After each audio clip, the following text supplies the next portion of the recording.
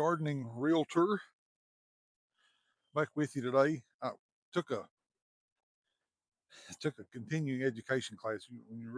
When you're a realtor, I can't say real estate agent anymore. When you're a realtor, you have to take continuing education, and you have to take classes every year. And so you don't want to wait until right up to the end of the year, and then oh gosh, I got to get these classes in, and you end up having to pay for them. So the best way to do it is kind of filter them through as the year goes on, and because Bluegrass Realtors offers them for free. So I took one yesterday, day before yesterday. Yeah, Tuesday. I don't know what day it is. I've been busier than a one-legged man in the butt kicking contest today. Uh, Tuesday, it was Code of Ethics versus Licensing Law. Riveting. Had more fun watching the people on the cameras, on the little thumbnails on the Zoom. It was a Zoom class. Uh, that was by design, by the way. But watching the people on the little thumbnails struggle with their cameras. Some of them really had the hardest time with their camera because they were trying to do it on their phone, and their phones was falling, and you look and you see the top of their head on the screen. It was comical. But I learned that we are realtors, not real estate agents, and they want us to use that term. They use the term realtor. You're a realtor, be proud of it. And it's not 3 syllables, not realtor, it's realtor, 2 syllables. So now I'm not your gardening real estate agent. I'm your gardening realtor, whatever. I'm out here checking out the garden. I got a few minutes of free time, uh, just checking on things. I know today will be the 4 week update on the grandpa van, so I had to do that video today. I just cut this grass. We got all this rain, and I cut this grass, and then I kept running over it, and pushing it, like kind of out of the yard over against these raised beds. Put piles of grass clippings, and I need to rake those up because that's excellent mulch and fertilizer for your garden. It makes good compost. It breaks down really quick. It's really good to use on your garden. Looking here at my zucchini and squash. Picked a zucchini. I picked a couple of squash. We've got some more squash coming on right there. Uh, Vine borers hit them. I mean, just about as soon as they came out of the ground. I've picked one of these so far. I've got another one coming on right there. Patty pan squash. They're a little more disease resistant than the straight neck and the zucchini. And they handle the vine borers and things better. Here's the sweet potatoes down here in the raised bed. I haven't dug into these to see what's under the ground in these yet, but I know up in what I call the big garden, I've got at least one that I dug down to, one sweet potato about that big around. So we're going to have at least a sweet potato. I think we'll have plenty of sweet potatoes up there. And I'm not necessarily in my gardening attire. We went to open hands last night, and I like to wear. Let me get away from this air conditioner. I like to wear biblical T-shirts, especially when I go to open hands. I'll tell you what open hands is. Open hands is it's a organization in Lawrenceburg. They have drug rehab there. They have like if you need something, that's what they're there for. And so each church is every Thursday night a different church. I think it's every Thursday night. Different churches provide a meal there for those that maybe need to just come out and get a hot meal. And so our Thursday is the third Thursday every other month. And so I don't know if I've said it before, but our church is full of really good cooks. And we have these meals. I need to get my loppers while I'm out here. We have these meals every Wednesday night. The pastor's house, we have Bible study, and it's a competition. Who can outdo who? And I always say, if you read your Bible, you'll know what I'm talking about. I always say every Wednesday night at the pastor's house for Bible study, it's like the marriage supper of the Lamb. So when we do open hands, when we feed those people, we show out just the same way. And so we had ham. We had, I don't know how many desserts. There was a homemade German chocolate cake there last night. Okay, if it gives you any idea how far these people are willing to go. Shout out Miss Sandy to make a homemade German chocolate cake. Miss Sandy's granddaughter Zoe brought homemade cinnamon rolls that big. I mean, they're huge. I got to eat one of them. Really good. Uh, we took a pot of green beans out of the garden, some potatoes out of the garden. My wife was she works from home, so she's trying to work and do this, and I'm trying to help her because we also took a yellow cake with chocolate frosting. I mean, it's a box cake, but she doctored it up a little bit. It was really good. Then we took the beans and the potatoes, and I cleaned and cut up the potatoes. And she said, "You're cutting up way too many potatoes." Well, we brought an empty pot home last night with 1/4 of a potato in. I said, "How many potatoes did I cut up that were too many?" Because we didn't even bring a whole potato bag. But those people really like to see us there because we don't phone it in. We had ham, or three different kinds of ham. Brother Rob did the ham. He smokes ham, and then we brought the green beans and potatoes. There was broccoli casserole there, like broccoli and cheese casserole. Miss Linda made that. Like I said, Miss Sandy made. She comes with like a truckload of desserts, homemade rolls. That Zoe also made the rolls. They were really good. Homemade big as your head yeast rolls, really good. Uh, but I like to back to what I was talking about. I like to wear biblical T-shirts, and this is the T-shirt that I had on last night.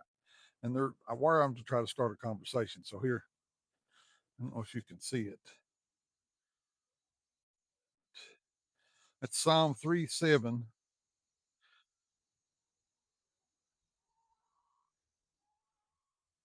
If you can read it there. Arise, O Lord, deliver me, my God.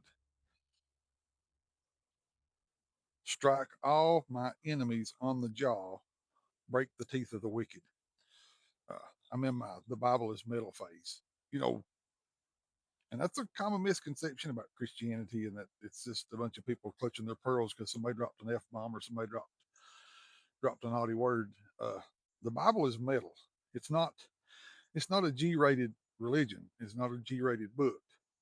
Uh, there's battles and famine and stories of rape and genocide, and it's just the ugliness of the world in a book. And so that's the phase I'm in right now. I'm in my precatory prayers. I've got another shirt that has the Archangel Michael stabbing the devil with a spear. It's pretty cool too. But I don't know. It's a conversation starter. So let's do a quick garden update while I'm out here, and then I got to go in and write Sunday school lesson on Job chapter 20. I think we're on 21 or 22. I'm not sure. I have to get on my notes and see. Check this out. And I just spotted this.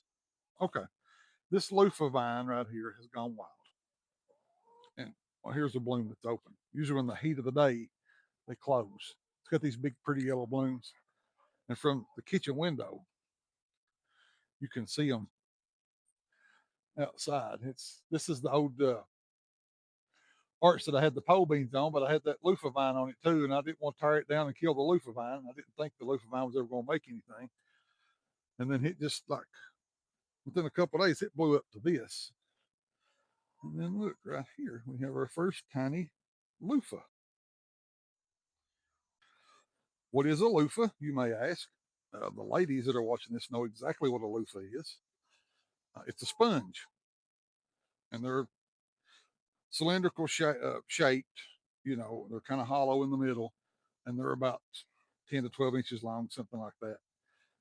They're actually a gourd, is what they are. And you let them grow on a vine like this, and then when they get completely ripe, then they kind of start to dry out and harden off. You cut them, you let them dry out, and then that's how you get those loofah sponges. So I didn't know if we would have enough time in this zone to actually produce any loofahs, but I planted it. I bought one vine at Wilson Nursery. So if they're selling it, then it must be possible. And it just piddled along, and then here in the heat of this summer, it must really like hot weather. It just blown up, and we have our first little loofah. So there it is. So that's cool. And Here's the start of it.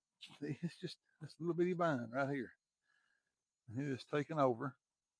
I've also got some hillbilly tomatoes finally coming on. I planted that one late. My tomatoes have slowed way down, and the heat. I was bragging on them early because I had a little shade over them, and it usually kept them from dropping blossoms. And then they started dropping blossoms. The cherry tomatoes didn't slow down. They are the ground's littered with them, so we'll have cherry tomatoes volunteers next year all over the place. Will be tilling up because it's hard to kill a cherry tomato. And I finally got my peppers were not doing good, except this little weirdo right here. I don't know what these are. I forget the name of them. It was a free seed pack that Baker Creek sent me. These little bitty tiny yellow peppers. They're not very hot. They got a little bit of spice, but they're not very hot. They don't. I mean, I probably won't grow them again. They sent me the seeds and I germinated some. I planted one, and it's the only pepper plant that I had to do any good until just recently. And now I'm finally starting to get some jalapenos. These plants look. I thought they'd gotten the blight and was going to die on me, but they're finally making some peppers. So we may not. We may have to buy peppers to make cowboy candy this year, but at least we're making some. The tomatillos have slowed down. I've got a lot of green tomatoes now. They're coming back alive since it's kind of cooled off a little bit. It's like a jungle walking in them. We got some green ones. Is it a bug bite? Oh. We got some green ones coming back on. Those are the Amish paste. We really need those for our tomato sauce. Everything else I grew was an orange or a yellow tomato. And I just don't know if yellow tomato sauce would be very appetizing uh, for a good wrap. Orange cherry tomato. Here's a orange accordion ripening on the vine. Those are big tomatoes. I really like them. Seem to be disease resistant and they're prolific. So I'll probably grow those again next year. I probably won't fool with the mortgage lifter. Here's some more of the Amish paste. That one's starting to turn. I really like the Amish paste for a paste tomato for sauce, but they struggled this year. And I get a lot of my seeds. I get seeds from Baker Creek, and I also get seeds from House Grows or House Tools down in Georgia.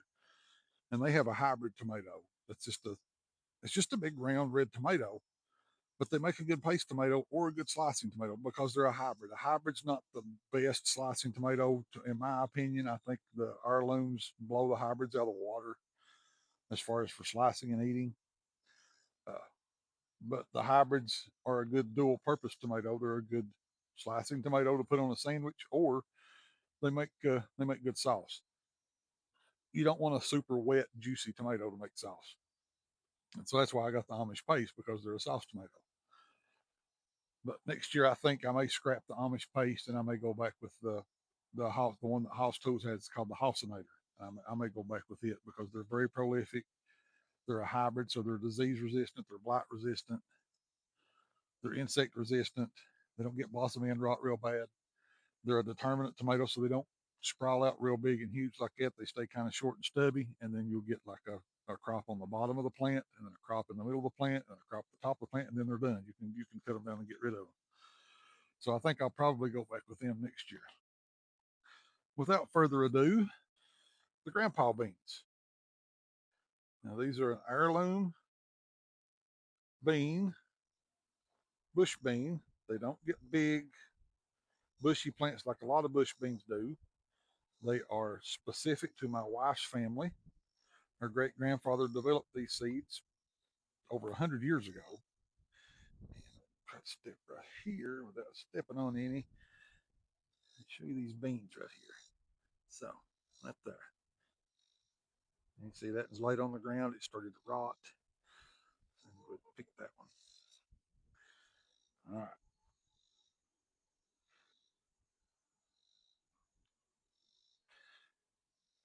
4 weeks ago today, right here where these beans are, I was digging potatoes. And then I planted these beans. And right now, if you could walk through them, you could pick a mess of beans. But that's not how we grow them. We grow them, we let them finish off, and then we pull the whole plant up. Because to bend over, they're so short.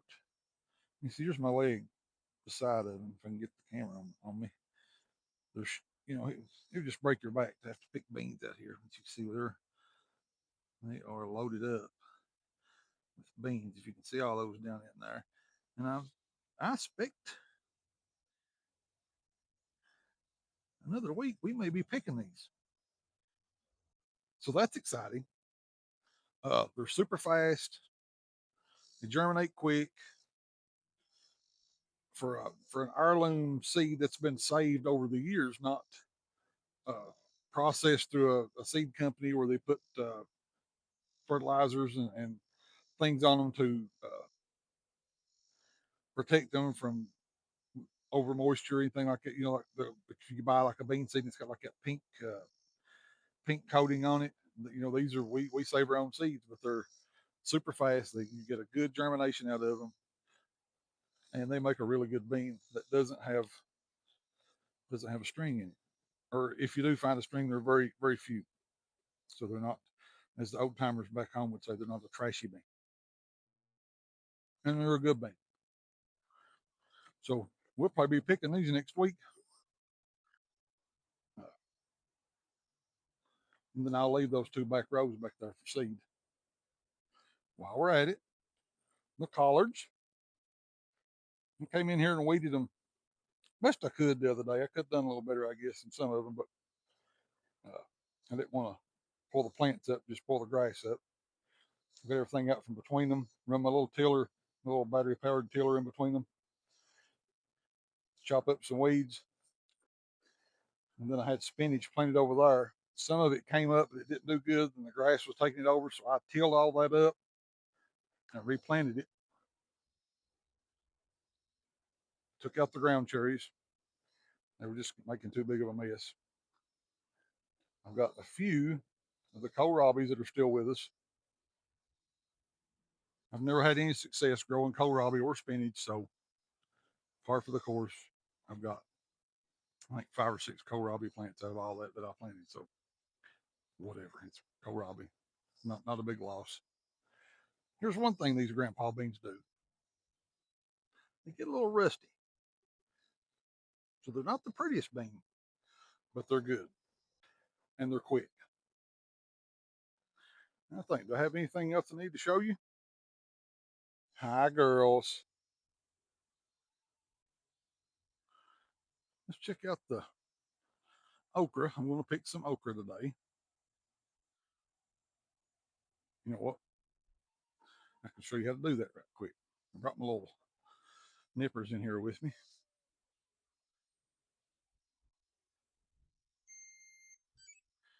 Now, it don't it don't require these. You can do it with a pocket knife, but you can see up these okra plants where I've lopped the limbs off.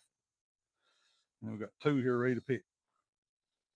So you just cut that limb off and then cut that okra off. And you do the same thing here. Cut that limb off, cut the okra off. That keeps all your energy going to the top of the plant where it's producing okra, not, you know, wasting energy and nutrients on leaves down below it that aren't doing anything.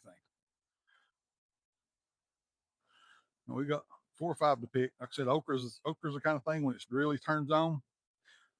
If you don't pick it every day, it gets at least every other day.